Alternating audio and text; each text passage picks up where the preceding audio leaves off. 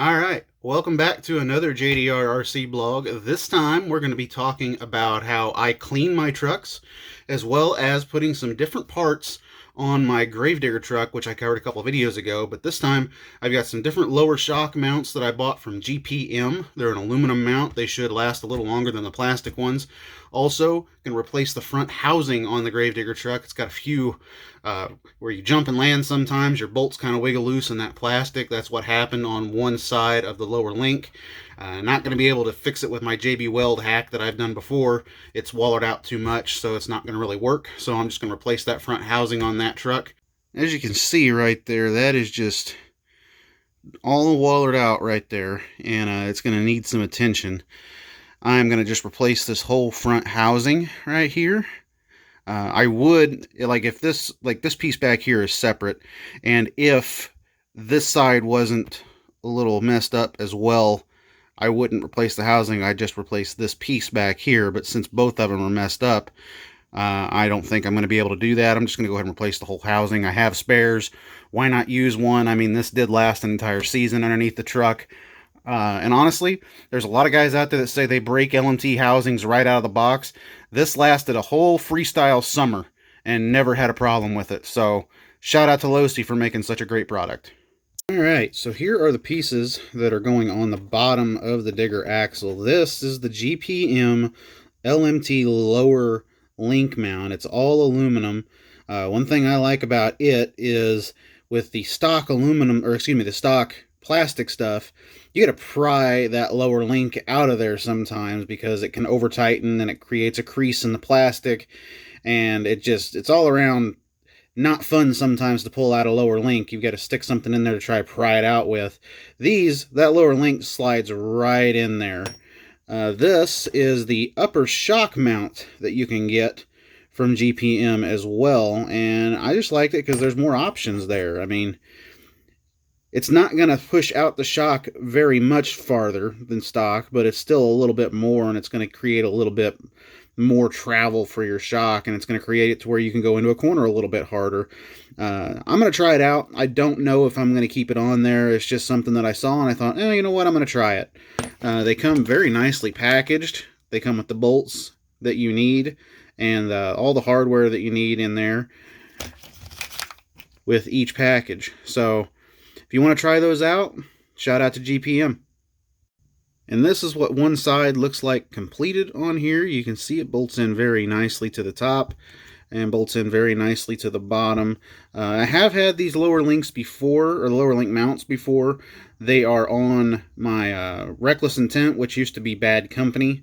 If you follow the Trigger King series at all, these were on there, and I have not had an issue with them at all. They have stayed bolted very securely to that truck, and it's been through just as much heck as this Grave Digger truck has.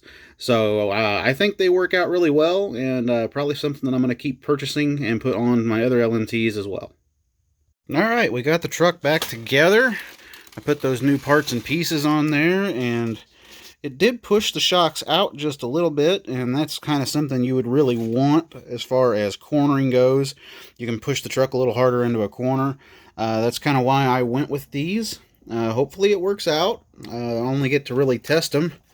That explains one thing. I didn't have that all the way down. But hopefully I'll get to test them out at the Hall Brothers open house and see how the truck performs out there with the shocks pushed out a little farther. And I really like these down here. I decided I'm going to go without the Freestyle RC brace on it, and I'm going to do my little zip tie thing through there. That's what I have on the Reckless Intent / Bad Company truck. So we'll try that out and see how it works on the Grave Digger. And hey, for those of you that don't know, I host a podcast called the Retro Monster Truck Review. I'm actually going to take a break from doing work on the monster trucks in here in the hobby shop, and I'm going to go in and record another episode with Matt Stoltz. Hope y'all like it.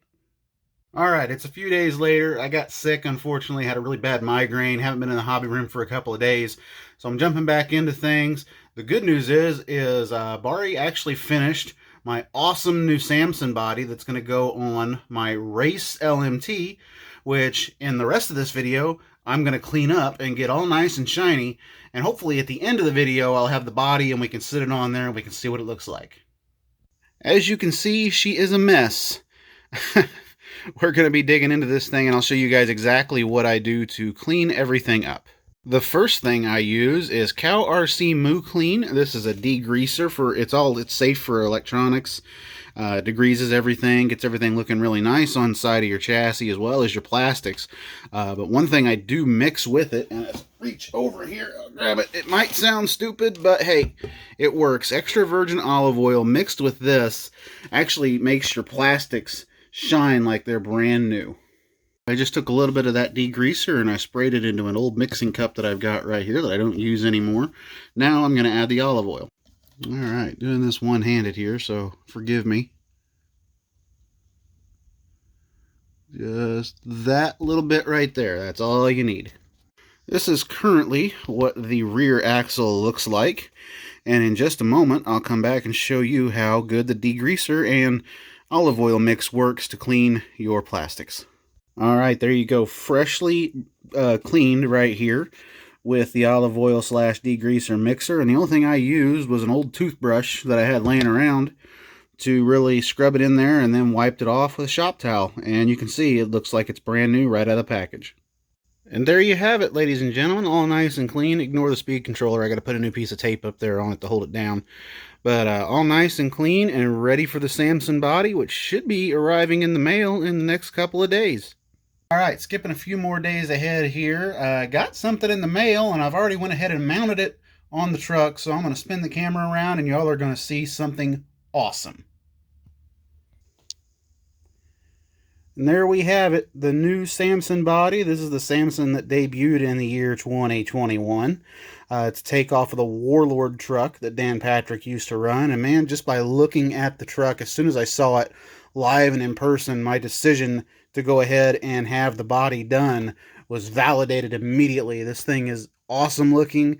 It's going to make a great addition to my racing fleet. This truck obviously is a racing only truck, and I'm really happy with the way that it came out. Bari Musauer did an incredible job on the wrap here, but this right here, he had this all custom airbrushed, and man, that guy did a great job on the arms of Samson right there. As you can see, I've already branded it. It's mine.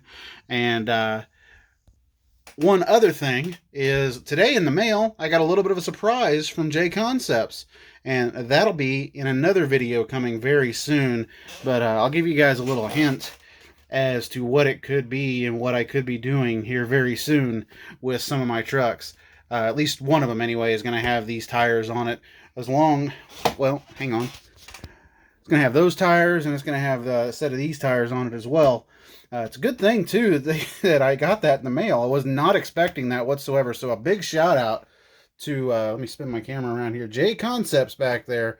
Sponsor of mine for a good number of years now. Jason Rohn has been a guest on my podcast, The Retro Monster Truck Review, quite a bit. Speaking of which, there's a little product placement for you. Wearing the shirt today. Oh, about dropped the camera. But it's a good thing they sent that, because I'm severely lacking in gold compound tires, and I have a slick concrete race coming up. It'll be my last one of the year. The Hall Brothers shop later in November. And it's a good thing I got these, so now I can use them. But I'll have another video set up of those getting mounted to a rim, and they'll more than likely go on my Reckless Intent truck for that weekend.